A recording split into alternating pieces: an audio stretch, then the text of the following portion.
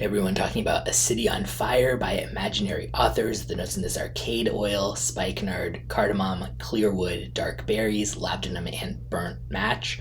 I would say they definitely have that burning match note right in here, and I generally love really smoky fragrances, especially when it's kind of like fire match style smoky and not, churchy incense as much.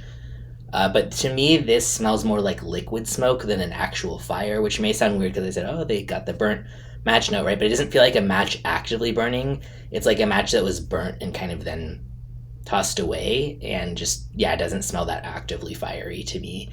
It just does not feel that wearable to me either. And there's plenty of really smoky fragrances that I like that I wouldn't say necessarily are that wearable, but I still love the smell.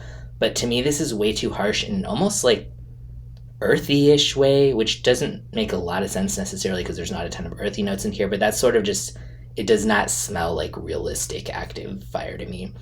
I also think if they were going to go this direction, it would have been brightened a bit more if they threw in like a little bit of vanilla or some other light notes to kind of contrast with the intensity of the way that the smoke is done here.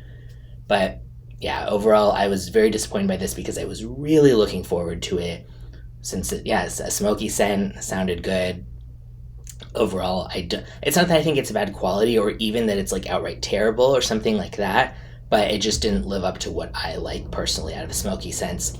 This goes for 95 for a 50 mil. For being, more niche and indie direction, I think that's not a bad deal for the quality. Again, that quality isn't my issue here, it's just kind of what it smells like.